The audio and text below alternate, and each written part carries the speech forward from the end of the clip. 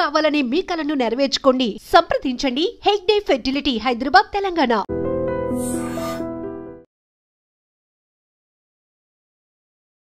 అందరికీ నమస్కారం. నేను Swaroopa Putlapalli. Welcome to trending topic.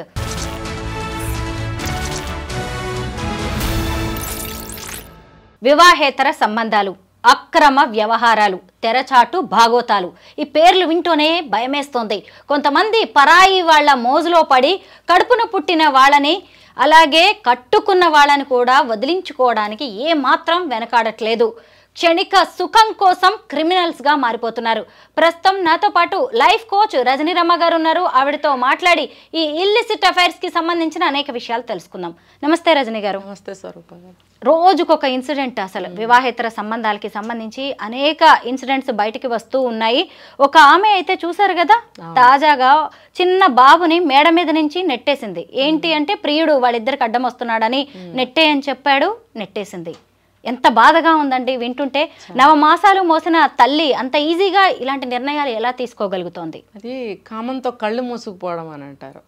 ఇప్పుడు భర్త మంచి యంగ్, మంచి జాబు, ఇద్దరు పిల్లలు, మంచి సంసారం అయినప్పుడు ఎవరితోనూ ఎందుకు కాంటాక్ట్ పెట్టుకోవాలంటే ఇందులో కేటగిరీస్ ఉన్నాయి. ఒకళ్ళు భర్త నుంచి ప్రేమ దొరకకపోయినా, ఇద్దరు టైం స్పెండ్ చేయలేకపోయినా, అతను నిర్లక్ష్యం చేసినా అని అంటారు. ఇంకొక యాంగిల్ చూస్తే వాళ్ళకి నేచరే కొంచెం ఆ టైప్గా ఉంటుంది. వాళ్ళకి ఎక్కువగా కోరికలు ఉండడము, ఇంకా ఒక భర్త కాకుండా వేరే వాళ్ళతో కూడా అఫైర్స్ కావాలి అని కోరుకోవడం లాంటి మనస్తత్వం కలిగిన స్త్రీలు కూడా ఉంటారు. మేబీ ఈవిడ అందులోకి రావచ్చు. నేను వినటం ఏంటంటే అతను మంచి జాబ్ చేస్తాడు, క్రైమ్ డిపార్ట్మెంట్లో చేస్తున్నారు వర్క్, గవర్నమెంట్. మరి అలా ఇద్దరు పిల్లలు, మంచి సంసారం, ఎంత బాగుందో అసలు. ఆ అమ్మాయి అలాంటి అలవాట్లు పెట్టుకోవడానికి కూడా అసలు స్కోప్ లేని లైఫ్ అది. చాలా ఆ పిల్లలంటే కూడా ఈ అమ్మాయికి కూడా ప్రాణం, ఆ హస్బెండ్కి కూడా ప్రాణం. అతను క్రైమ్లో ఉంటాడు కాబట్టి కొన్ని రోజులు అప్పుడప్పుడు క్యాంపులు, చిన్న చిన్న క్యాంపులు వెళ్ళడం, 4 రోజులు, వారం రోజులు బయట ఉండటం అనేది సహజం. మరి ఇన్వెస్టిగేషన్లో వెళ్ళాలి కదా. సో ఆ టైంలో ఈవిడ ఏం చేసిందంటే వేరే వాళ్ళకి అలవాటు పడింది. అలవాటు పడి పడి పడి ఎవరికి తెలియకుండా గడిపింది అట్లా 1-2 సంవత్సరాలు. తర్వాత ఏమైంది, ఎవరితో అయితే ఈ అమ్మాయి అఫైర్ పెట్టుకుందో అతను కూడా ఏదో గవర్నమెంట్ జాబ్ అనుకుంటా, లేక ఏదో నాకు తెలియదు, ట్రాన్స్ఫర్ అయ్యి వేరే దగ్గరికి వెళ్ళి ఒక 1 మంత్ రాకపోవడం వల్ల నాకు బోరు కొడుతుంది అని అన్నప్పుడు భర్త ఏం చేశాడు, బిజినెస్ పెట్టుకో ఏదన్నా అని చెప్పి కింద వాళ్ళ ఇంటి కింద ఉన్న ఒక షట్టర్ ఒకటి రెడీ చేసి ఆమెకి ఏదో చిన్న బిజినెస్ పెట్టించినప్పుడు బాగానే ఉంది కొద్ది రోజులు. మళ్ళీ అతను తిరిగి వచ్చాడంట. తిరిగి వచ్చినప్పుడు ఆ పక్కనే రెంట్కి దిగారో ఏదో, దిగినప్పుడు ఈవిడ ఇంట్లో అందరూ ఉండగానే ఎవరికి తెలియకుండా అతనితో మళ్ళీ నడుపుతుంది. ఇలా నడుపుతుండగా ఒకరోజు హస్బెండ్ సెలవు తీసుకుని ఒక వారం రోజులు ఇక్కడే ఉండి ఏదో ఫంక్షన్ పెట్టుకున్నారు. ఫంక్షన్ పెట్టుకున్నప్పుడు ఆ ఫంక్షన్లో కూడా అతను పిలవటము, వారం రోజులు సెలవు పెట్టుకుని హస్బెండ్ ఉన్నాడు కదా, నిన్ను చూడలేదు, నువ్వు రా అని చెప్పి డాబా మీదకి పిలవడము, ఈమె వెళ్ళడము, అక్కడ ఇద్దరు కమిట్ అవ్వడము. అది పక్కనే చిన్నపిల్లడు అమ్మ వెళ్తుంది కదా అని తను వెళ్ళినట్టున్నాడు. వీళ్ళు చీకట్లో చూడలేదు. చూడకపోయేటప్పటికి మధ్యలో పిల్లాడు పిలవటమో అటు ఇటు కదలటమో ఏదో చేస్తారు పిల్లలు. అది అప్పుడు చూసినప్పుడు కొంచెం భయపడుతుంది కదా, ఈ బాబు 3 years బాబు ఏమన్నా చెప్తాడేమో అని భయంతో ఉన్నప్పుడు ఆ ప్రియుడే ఏం చేశాడు, ఈ అబ్బాయిని కిందకి నెట్టేసేయి మనకు అడ్డం లేకుండా ఉంటుంది. అది చెప్తే మాత్రం ఒక ప్రాణాన్ని ఎలా అలా చేసింది. ఇంకా ఆ బాబు అంటే ఆమెకి పంచ ప్రాణాలట. అంటే నీకు అంత ప్రేమ కూడా అతని ముందు నీకు కనపడలేదా, నీకు కోరిక ముందు, ప్రియుడి ముందు పొరలు కమ్మాయి అంటారు చూసారా. ఏమని చెప్పాలి ఇలాంటి వాళ్ళని? నీచులు అనాలా, నికృష్టులు అనాలా, కామ పిశాచి అనాలా, మోసగత్తె అనాలా, ద్రోహి అనాలా, ఏమనాలి? భార్య అన్న పదానికి ఏమన్నా అర్థం ఉందా చెప్పండి? చిన్న పసిప్రాణం, అవతల వాడేమీ కనలేదు, వాడేం తండ్రి కాదు. వాడు అంటాడు నువ్వెలా తోసేస్తావు అనగానే తోసేసింది కిందకి. ఫస్ట్ ఫ్లోర్ అయినప్పటికీ కూడా 3 ఏళ్ల బాబు పక్కన ఇట్లా తోస్తేనే కింద పడతాడే, అట్లాంటిది పైనుంచి తోసేస్తే ఇంకా బ్రతుకుతాడా? హాస్పిటల్ అడ్మిట్ చేస్తే చనిపోయాడు. ఏంటి భర్తకేమో బట్టలు తీసుకురావడానికి వెళ్తే నా వెనకాల వచ్చాడు, నేను పడిపోయాడు చూసుకోలేదని చెప్పారు. ఎవరైనా నిజమని అనుకుంటారు కదా, కానీ భర్తకైతే ఎక్కడో కొంచెం ఇదేంటి ఇలా జరిగింది అని అనుకున్నాడు. వాళ్ళ అత్తగారు కూడా నాకైతే అనుమానంగా ఉంది అని అన్నదట. ఆడవాళ్ళు ఇలాంటి విషయాలు కొంచెం బాగా కనిపెడతారండి, మగవాళ్ళు అంత తొందరగా కనిపెట్టలేరు. భార్య చేసేది మంచా చెడ్డ, నటన, మోసం అనేది మగవాళ్ళు తొందరగా తెలుసుకోలేరు. చాలా టైం పడుతుంది వీళ్ళకి. కానీ ఆడవాళ్ళు నిమిషంలో గ్రహిస్తారు. ఒక్క నిమిషం చాలు. ఆ బాడీ లాంగ్వేజ్ కానీ, మాట తీరు కానీ, ఏదైనా బిహేవియర్ అన్నీ తెలిసిపోతాయి. సో మగవాళ్ళ ముందు కొంతమంది నటిస్తారు, ఆ నటన నిజమైన ప్రేమ అనుకుంటారు. అందులో పడి కొట్టుకునే లోపల జరగాల్సిన ఇదంతా జరిగిపోతూ ఉంటుంది పక్క నుంచి. ఆ తర్వాత వీళ్ళు ఇంకా అందులో పడి లేవలేరు ఇంకా ఈ మగవాళ్ళు. అది తెలుసుకోవాలి, ప్రతి మగవాళ్ళు తెలుసుకోవాలి. అంటే అందరు ఆడవాళ్ళు అలా ఉంటారని నేను చెప్పను. ఇలా చేసే ఆడవాళ్ళ దగ్గర వాళ్ళ హస్బెండ్స్ కానీ ఎవరైనా జాగ్రత్తగా ఉండాలి, ఇంట్లో మెంబర్స్ కానీ. ఈ మహిళ ఏమో కడుపును పుట్టిన బిడ్డనే చంపేసింది. ఇంకొక వైపు చూస్తే కట్టుకున్న భర్తల్ని చంపిన వాళ్ళు ఎంతమంది ఈ మధ్య కాలంలో మీరట్లో చూసారా? భర్తని చంపి డ్రమ్ములో పెట్టి ఈమె ముక్కలు చేసి డ్రమ్ములో పెట్టి విహారయాత్రలకి ప్రియుడితో వెళ్ళిపోయింది. ఈ మధ్య కాలంలో వరంగల్లో జరిగిన డాక్టర్ సుమంత్ రెడ్డి ఇన్సిడెంట్, ఆమె గవర్నమెంట్ లెక్చరర్ ప్రియుడి మోజులో పడి భర్తని ఎంత దారుణంగా ఫ్లోరా మరియా అనే ఆమె చంపించిందో ఇవన్నీ మనం చూస్తూనే ఉన్నాం. వీళ్ళు అసలు సమాజాన్ని ఎలా ఫేస్ చేద్దాం అనుకుంటారు? తర్వాత ఇదంతా తెలియదు అనుకుంటారు వాళ్ళు. సింగిల్ హ్యాండ్తో చేయరు కదా, వేరే హ్యాండ్తో చేస్తారు. నా మీదకి రాదులే అనుకుంటారు వాళ్ళు కూడా. నీకేమీ ప్రమాదం ఉండదులే అని వాళ్ళు ఉసిగొల్పుతారు. ఏదో ఆ ఉన్మాదంలో, ఆ వేడిలో వాళ్ళు ఏం చేస్తున్నారో బ్రెయిన్ పని చేయదు. వాళ్ళకి ఒకటే ఉంటుంది, వీడిని లేపేయాలి.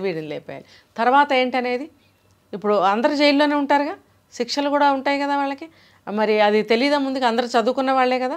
అంటే ఏంటంటే ఒక గుడ్డితనంలో అన్నమాట, ఒక ఇంకేమంటారు, కామాంధులు అంటారు కదా, అది ఇంకా దానికి వేరే కరెక్ట్గా పెట్టారు ఆ మాట, దానికి మించిన వర్డ్ లేదు. కామాంధులు. ఆ అంధకారంలో వాళ్ళకి ఇంకేం కనపడదు. అదేదో జరిగిపోయిన తర్వాత ఇంకా వాళ్ళు ఏడుస్తూ కూర్చుంటారు. ఊహించినా కూడా ఆ ఇదిలో వాళ్ళకి అర్థం కాదు. ఏమైనా సరే నాకు ఇది కావాలి అంటారు చూసారా, ఆ టైప్ అన్నమాట. పిల్లి కళ్ళు మూసుకొని పాలు తాగుతూ తనని ఎవరు గమనించట్లేదు అనుకుంటుందంట. ఇలా ఇల్లిసిట్ అఫైర్స్ పెట్టుకునే ఆడవాళ్ళు కావచ్చు, మగవాళ్ళు కావచ్చు, ఇదే భ్రమల్లో బతుకుతూ ఉంటారు.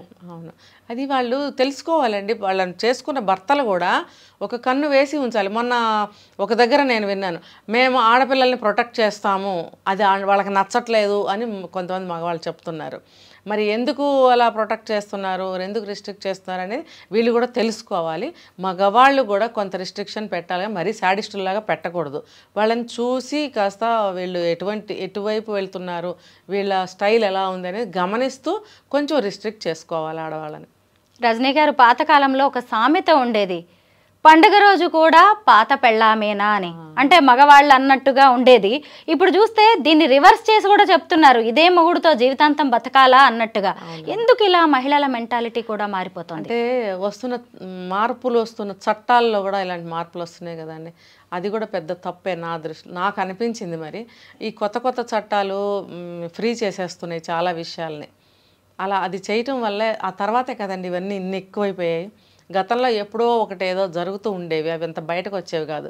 ఇప్పుడు ఎప్పుడైతే చట్టాలు అయ్యాయో ఇవన్నీ కూడా వీళ్ళు ఫ్రీగా ఇష్టం వచ్చినట్టు వెళ్తున్నారు. ఒక భార్య ఎవరితోనే వెళ్ళొచ్చు, ఒక భర్త ఎవరితోనే వెళ్ళొచ్చు, మా ఇష్టం అనే దగ్గరికి వెళ్ళిపోయారు. ఇంకా చంపేయడమో, చచ్చిపోవడమో, లేదంటే విడాకులు తీసుకోవడమో జరుగుతున్నాయి. మరి ఈ చట్టాలు కొన్ని వెనక్కి తీసుకుంటే బాగుంటుంది. మళ్ళీ అంటే నిజమే, దుర్వినియోగం అవుతున్న 4 చట్టాల్లో ఒకటి గృహహింస అంటున్నారు. బట్ మన మహిళలం ఎంతో కష్టపడి పోరాటాలు చేసి సంపాదించుకున్న చట్టం ఇది. కొంతమంది మిస్యూజ్ చేస్తున్నంత మాత్రాన మళ్ళీ వెనక్కి తీసుకుంటే మనమే కష్టాల్లో పడతాం. చట్టం కాదు, ఇప్పుడు అక్రమ సంబంధాలు ఎవరితోనైనా పెట్టుకోవచ్చు, ప్రత్యేక చట్టాలు రావాల్సిన అవసరం అయితే ఉంది. దీనికి కూడా చేశారు కదా. దీనివల్ల ఆ రోజుల్లో కానీ ఈ రోజుల్లో ఎప్పుడైనా నష్టాలే జరిగినాయి అక్రమ సంబంధాలు పెట్టుకోవడం వల్ల. కాబట్టి ఇటువంటి చట్టాల్లో కూడా మళ్ళీ సబ్సెక్షన్స్ పెట్టుకుంటే మంచిగా ఉంటుందని నాకు అనిపిస్తుంది. అంటే కొన్ని ప్రత్యేకమైన ఏమంటారు పరిస్థితుల్లో అనేటువంటి క్లాజులు పెట్టి కొన్ని సబ్సెక్షన్స్ ఏమన్నా పెడితే బాగుంటుంది నాకు అనిపిస్తుంది. రజనీ గారు, ఒక భర్త కానీ భార్య కానీ మరో వ్యక్తితో అఫైర్లో ఉన్నారు అని ఎలా తెలుసుకోవచ్చు? ఎలాంటి సూచనలు ఉంటాయి? ఇంకొక పార్ట్నర్ ఎలా జాగ్రత్త పడితే మంచిదంటారు? మగాడిని కనుక్కోవడం కష్టం కొంచెం, ఆడవాళ్ళని ఈజీగా కనుక్కోవచ్చు. ఎలా? ఓవర్గా చేస్తుంటారు వీళ్ళన్నీ కూడా. అంటే ఎక్కువ అతి ప్రేమ చూపించడం, టైంకి ఇవ్వడము. టైంకి ఎందుకు ఇస్తారంటే టైంకి పంపించేయాలి బయటికి. ఎందుకంటే నేను చాలా కేసులు నాకు కూడా వచ్చాయి. నాకు అందుకని చెప్తున్నా. అవును, మీ దగ్గరికి కౌన్సిలింగ్ కి వస్తూ ఉంటారు కదా, ఏం చెప్తూ ఉంటారు? అసలు కనుక్కోలేమండి ఎంత బాగా ఉంటుందోనండి మా భార్య నాతోటి. అసలు ఎక్కడా కూడా ఒక్క నిమిషం లేట్ చేయదు, నాకు ఏది నన్ను అడగకుండానే చేస్తుంది. ఇలా చేస్తుందని నేను అనుకోలేదండి. ఇలా చేయటానికి అలా చేస్తారని తెలుసుకుంటే చాలు. అంటే కొంతమంది ఇంకొక కారణంతో కూడా ఇలా ఉంటారు, భర్త తన మాట వినాలి, తననేం అనకుండా ఉండాలి అనే ఇదిలో కూడా అన్నీ అందించేస్తూ ఉంటారు. ఏంటంటే అలా కూడా భర్తలను లోపరుచుకునే ఆడవాళ్ళు ఉన్నారు. ఇంకా అన్నీ టైంకి చేసేసి చూసేస్తుంటే భార్యను ఏం అనలేరు కదా భర్తలు, లొంగిపడి ఉండిపోతారు. ఉన్న భర్తలను కూడా నేను చూశాను, చూస్తున్నాను కూడా. ఈ టైప్ ఆఫ్ మనుషులేమో ఈ కారణం కోసం ఇలా ఉంటారు, అతిగా చేస్తుంటారు. అతిగా ఎవరైతే చేస్తారో ఈజీగా కనుక్కోవచ్చు కదా, ఏంటి ఓవర్ చేస్తుంది అని అనరా ఇప్పుడు. ఫోన్స్ ఇప్పుడు కదా 24 గంటలు ఫోన్లు పట్టుకొని ఉండడము, సీక్రసీ మెయింటైన్ చేయడం. ఖచ్చితంగా ఎక్కువ కొంచెం కోపం చూపిస్తున్నారంటే కూడా కనుక్కోవాలి. ఎందుకంటే వాళ్ళ ప్రైవసీ డిస్టర్బ్ అయినప్పుడు కూడా కోపం వస్తుంది కదా. కాబట్టి ఆ కోపాన్ని బట్టి కూడా మనం కనుక్కోవచ్చు. చీటికి మాటికి పిల్లల్ని విసుక్కోవటం, ఒక దెబ్బ వేయడము, మామూలుగా వచ్చే కోపం వేరుంటుందండి. ఆ సిచ్యువేషన్లో వచ్చే కోపాలు వేరుగా ఉంటాయి. ఒక అడ్డంగా ఫీల్ అయ్యే కోపం అనమాట అది. ఒకళ్ళు మనకు అడ్డం వచ్చినప్పుడు పైకి అనలేము, కానీ ఏదో ఒకటి చూపిస్తాను చూస్తారా, ఆ రకంగా ఉంటుంది ఆ కోపం. భర్త లేదా అంటే భార్యని చిన్న చూపు చూడడం, చులకనగా మాట్లాడడం, ఇవన్నీ కూడా సిమ్టమ్సే సిమ్టమ్సే. కొన్ని సందర్భాల్లో భర్తలను ఎత్తిపోడవటము, అక్కడ కూడా పట్టుకోవచ్చు. ఏదో నన్ను డౌన్ చేస్తుంది, నా లోపాన్ని ఎత్తి చూపిస్తుంది, లేకపోతే లేని లోపాలని కల్పించి చెప్తుంది అని అంటే సంథింగ్ అని చెప్పి అర్థం చేసుకొని ముందు అవి సరి చేసుకోవడానికి అతను కూడా ప్రయత్నించాలి. లెక్క చేయకుండా ఉన్నాడు అని అనుకోండి, నన్నంటదా, దీని మొహం దీనికేం తెలుసు, నేను బాగానే ఉన్నాను కదా అనుకోకూడదు ఎప్పుడు కూడా.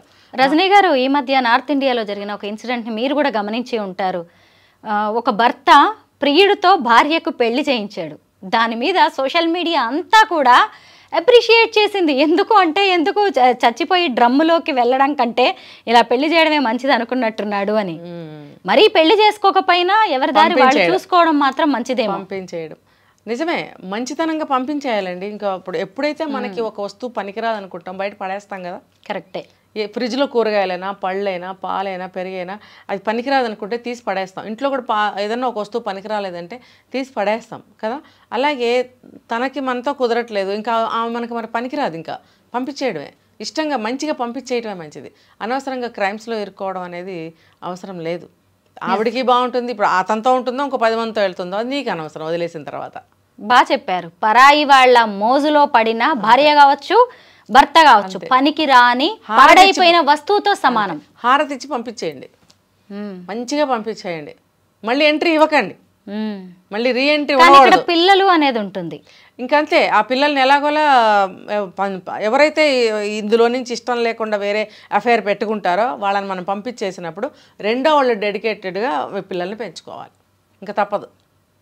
లేకపోతే మరి పిల్లలు అనాథలు అయిపోరా. మొత్తం మీద ఈ వివాహేతర సంబంధాలు అనేవి సామాజిక రుగ్మతలుగా మారుతున్నాయి, అంటూ వ్యాధుల్లా కూడా వ్యాపిస్తూ ఉన్నాయి. బట్ వీటన్నిటికీ ఎక్కడో ఒక చోట బ్రేక్ పడాల్సిన అవసరం అయితే ఉంది.